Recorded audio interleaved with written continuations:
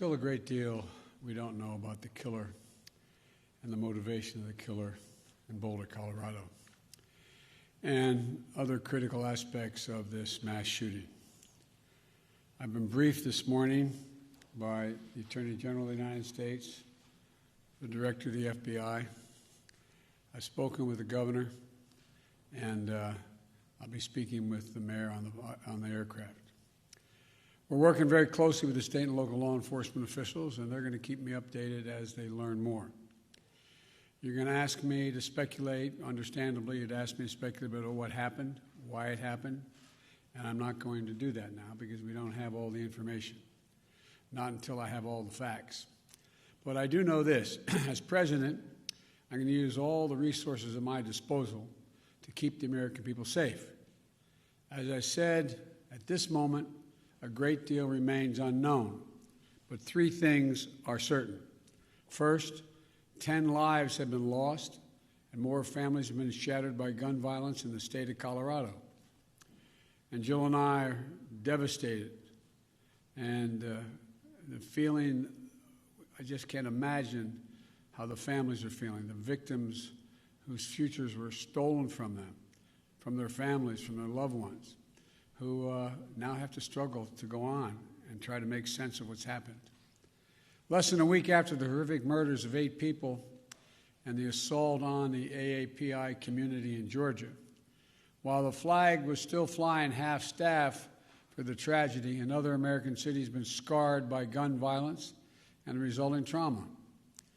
And the state, I even hate to say it because we're saying it so often, my heart goes out. Our hearts go out for the survivors, who had to flee for their lives and who hid, terrified, unsure if they would ever see their families again, their friends again. The consequences of all this are deeper than I suspect we know. By that I mean the mental consequences, the feeling of, anyway, it's just been through too many of these.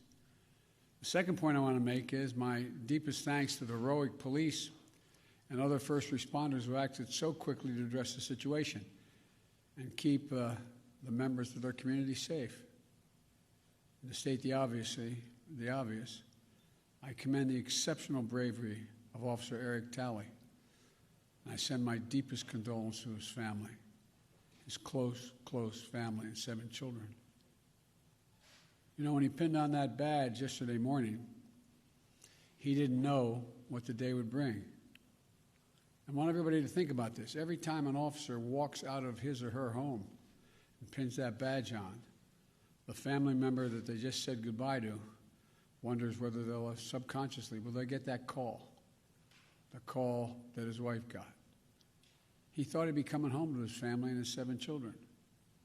But when the moment the act came, Officer Tully did not hesitate in his duty, making the ultimate sacrifice in his effort to save lives.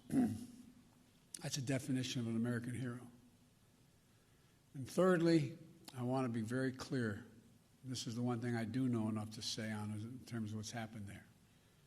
While we're still waiting for more information regarding the shooter, his motive, the weapons he used, the guns, the magazines, the weapons, the modifications that apparently have taken place to those weapons that are involved here, I don't need to wait another minute, let alone an hour, to take common sense steps that will save the lives in the future and to urge my colleagues in the House and Senate to act. We can ban assault weapons and high-capacity magazines in this country once again. I got that done when I was a senator. It passed. It was law for the longest time.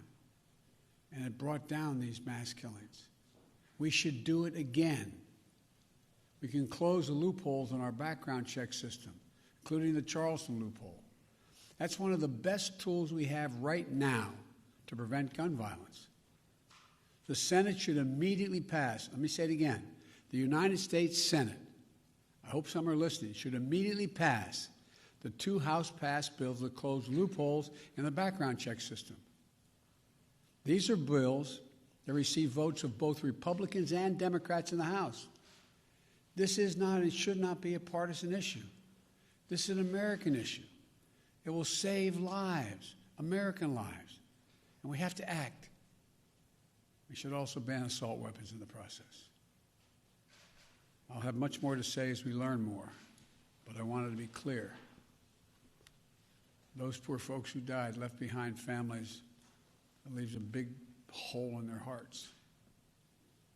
And we can save lives, increasing the background checks so that they're supposed to occur, and eliminating assault weapons, and the size of magazines. We don't know all the detail yet on that.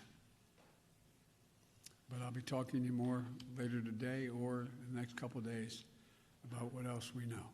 May God bless you all and those families who are mourning today because of gun violence in Colorado and Georgia, all across the country. We have to act so there's not more of you, there's fewer of you as time goes on. Thank you so much.